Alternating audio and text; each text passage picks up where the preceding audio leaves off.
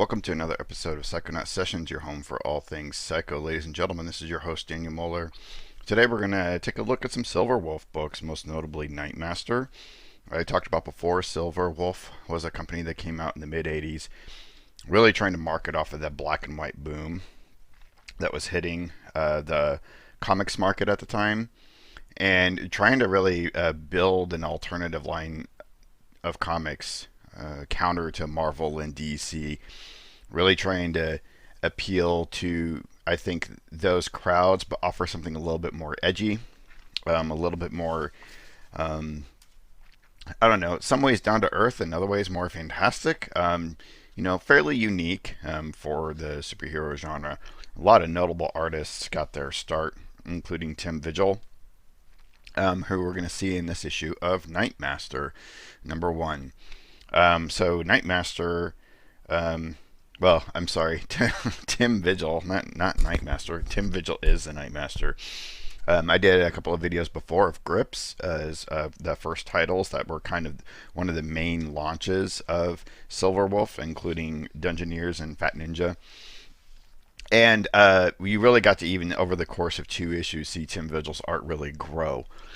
And he later went on to do Faust, which is probably one of the more notable quote-unquote outlaw comics, as the cartoonist kayfabe duo like to ascribe that term to. Really edgy, out there, nothing you want your kids or your sister looking at, for sure. Nightmaster kind of came out when Silver Wolf was starting to hit. It had a really good launch. Been out for about a year or two, and Kris Silver, who is the publisher of Silver Wolf and wrote most of the titles, was really ready to launch a whole new series of works, flood the market as much as he could with a ton of new titles, including Guillotine, Port, tons of others, so Eradicators, and it probably kind of led to his downfall because he just kind of hit a boom. Probably had too many titles and items to manage, and started to hit a lull. But this is part of that kind of second wave. Tim Vigil doing Nightmaster with Kris Silver, so it's another Kris Silver and Tim Vigil duo. This cover was really hard to make out what's going on, but if you take a close look, Tim Vigil's really going crazy with his line work. He took what he was doing in Grips, and I think he's really starting to push himself to the edge with this particular book. You get a lot of that flowy nature of the figures that you see more in his works nowadays. A little busy. It was hard to make out what was going on. I still don't really fully understand what's happening. I thought maybe this was the profile of some person. I think it's just all his cape. So he's really just playing and experimenting, going all out. Not sure what this is, but some kind of dragon sort of sculpture figure, but nuts. And the only thing I would probably critique, because I would never critique Tim Vigil's artwork, is just the logo just does not, it just blends in too much. It doesn't pop as much as maybe as it could, but really fun cover. Got that Silver Wolf border that not every title had, but certainly many of them did. So we get our editorial, and I'll say that Kris Silver is really wearing his feelings on his sleeve. He's not shy about saying we've had numerous startup problems. So when they kicked off, they were ready to just start launching a ton of color books as well.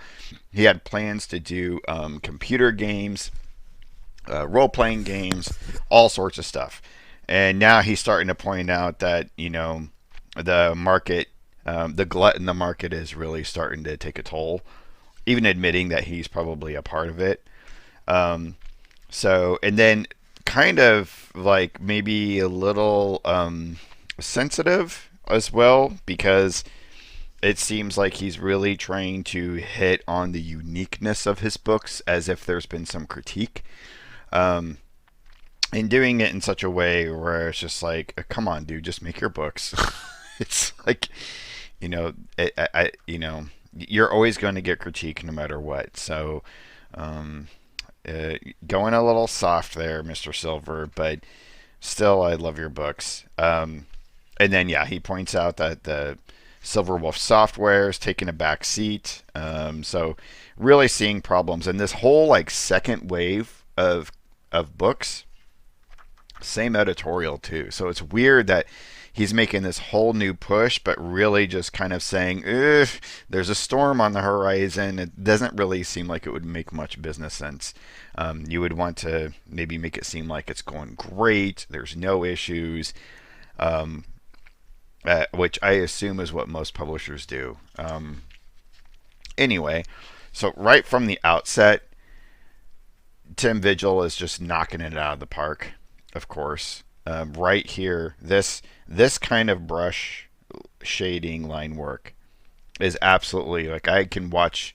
I have actually just watched Tim Vigil for hours on YouTube videos just making these types of lines, which is not as easy as it seems. And I try and I try and I try and I don't seem to get it this good. A lot of flowiness that we're going to see in this book. This is our titular character, Nightmaster. We just get cityscape and some criminals. You know, you can tell the work is getting a lot more sophisticated as well.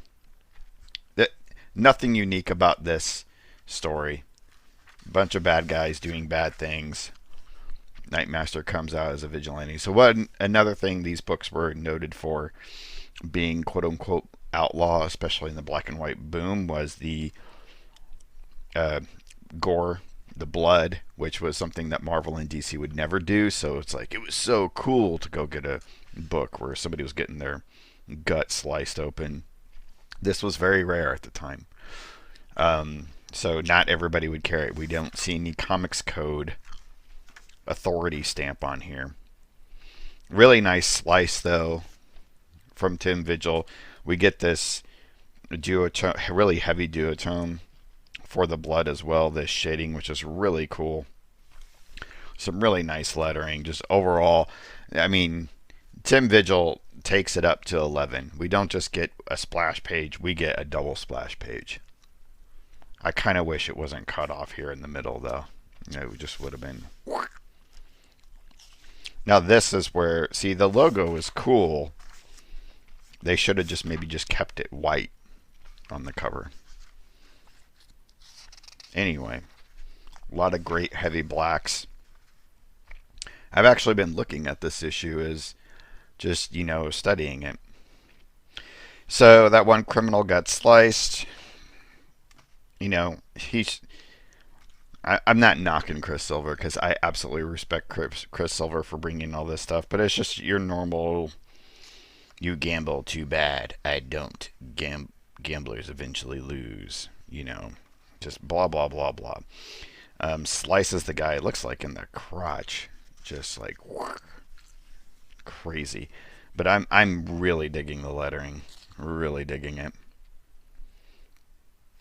So anyway, he's just talking to the guy and he's trying to get him to talk so he can get to the head of the red dragons, which I guess that's their emblem, which is a gang, a martial arts gang. Kills the dude. And then we get a really nice sequence here. The words are okay, you know, relentless he is, the master of the night, blah, blah, blah. This guy is kind of like a mix between, well, he's kind of like Batman, or maybe Batman's son, Damian Wayne, if he was a ruthless killer, out for revenge. Like Punisher and Batman mixed together with a heavy ninja influence. So, really nice panel sequence and breakdown here. Love the moon. Really nice touch. And this is what I was saying. We get a lot of flowiness. I'm sorry, my camera's going nuts. A lot of flowiness with the cape. I mean, that is insane. You know, this was well before Todd McFarlane's Batman, and I think, I know that there were some other artists that did some really crazy stuff with the flowy cape of Batman, but this was what, 86, 87. So, I mean, that's pretty early. I'm pretty certain that there's some Batman artists out there that took some influence from this. Ha ha ha, don't miss Silver, Kris Silver. There's a lot of all these books, there's a lot of little plays on the Silver Wolf line itself, referencing certain individuals that work for the Silver Wolf line. Even the character Grips draws comics for the publisher, the writer, Kris Silver. So we get another scenario. Some guys are getting ready to rob, or a fellow's getting ready to rob a convenience store. He shoots and kills the teller. And of course, he's like, damn, I should have blah, blah, blah. He didn't make it in time. This is so Batman-esque. That almost even looks like the Batman logo. Waits for the guy to come out, and of course, Nightmaster's waiting, and comes and slices his head off. This is a little bit different. Normally if we were going to see this kind of gore, it would have been in black. So, interesting choice. Here we go. Not Your Mother's Comic Books, ladies and gentlemen. Really great backgrounds here. Excellent building. Tim Vigil's really pushing the gothic feel of where the Nightmaster story takes place. I didn't really feel that in Grips. I didn't get a strong sense of the environment, but I really do in this one. Loving the folds here. Looks like he's trying some different things with the way the shading is done as well. So I applaud. I applaud, I applaud, I applaud. And so with that killing, because we've just been kind of walking around aimlessly killing bad guys, hunting down Red Dragon gang members, he thinks back to his past.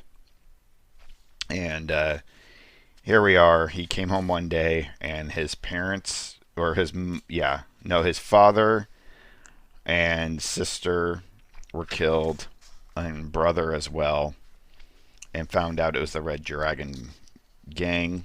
And I guess the family was a family of ninjas or whatever. So they, the Red Dragons killed them, slaughtered them, and he's gonna take revenge, of course. And that apparently is the standard of the Red Dragon gang, kind of like the Yakuzas or something. So we get this, again, another Batman motif. I guess his mother died as well. Anyway, it didn't make it clear in the earlier panels. At the grave, and of course he's going to seek revenge. And I think one of the relatives kind of survived. I think the brother, in his final moments, he's like, get revenge for us. And so, oh no, his sister, I'm sorry. Gosh, I'm totally messing this up. So you can tell Vigil is not giving as much attention to this background sequence as he is to the Nightmaster sequences. That's a very Grips sort of drawing as well. I don't know what he's doing here with these like ribbons in the sky, but again, I applaud the experimentation. So he's staying in an apartment, he sneaks in, drinking some wine, and basically he just sits around, drinks and sleeps during the day, waiting for the night to fall so he can go out and be Nightmaster again. Eventually, what's funny about this is one of the earlier guys, when he was asking where the Red Dragons were, he just said, it's a warehouse on the docks. And he was like, that's all I need, and then killed him. Which, like, how many warehouses are on the docks? But apparently that's all he needed. So he eventually found the warehouse that had an open window on the roof. And the Red Dragons are sitting there, actually, with the window open, just practicing their Red Dragon moves, their particular martial art. So he just drops right on in, and is like, come on, I'm ready for you. He's like, we'll crucify you.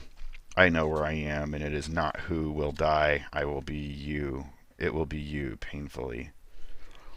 The dialogue's a little clunky. But we get a shooting star thrown. This is the kind of stuff Tim Vigil lives for. These gory action scenes. Starts taking everybody on. And then we just get a final splash page. Again, I wish it wasn't broken up. And, you know, he just says some kind of thing. Your numbers increase, even as the fabled Hydra, but I will not fail. I will not fail. And that's it. Cool little next issue scroll that kind of fits the motif. So, and then he starts doing these profiles of the characters in the back, which are, you know, kind of fun. I like it. But unfortunately, the history, even though there's a few pages dedicated to it, it's kind of ambiguous. But there was more of that of what I decided to speak to was here. So you got the understanding that they moved to the United States. They're a family that practices the art of the ninja. So he was learning to become a ninjutsu master when blah, blah, blah, blah. So all of that's explained here in this back matter. Kevin Masters is his real name. His occupation, professional ninja. You gotta love it. I wish I could be a professional ninja. So here you get a sense of like, wow, you're really pushing it, Kris Silver. June 1987 releases. Ton of stuff coming out. Edge, which I have a copy of. Victim, Dark Assassin, Mystic Isle. I mean, look at this. Of course you're facing problems. You just started a year or two, and boom. Port number 4. Now this came out when most all of these in this month, Guillotine, Stetch, Port, that they're all coming out with issue number 1, and they're already advertising issue number 4 or 5 of all these. And I don't think most of those even reached that. I could be wrong. I did not do my comics database check before this video. I didn't do my homework. Oh, those old order forms. And these are the two software games that they were wanting to make, as I mentioned before, and they're still advertising that. But they're taking a back seat. So it's just, apparently that was just back matter for the games. But that is Nightmaster. More Silver Wolf, more Tim Vigil. If I sounded like I wasn't being respectful to Kris Silver at all, I totally love and respect you for what you brought into this world. I have so many Silver Wolf books, it's not even funny. And I love them all. So, kind of a fun book. Like to see more. All right. That's it, ladies and gentlemen. Y'all take care. Stay healthy, stay safe. Keep it psycho.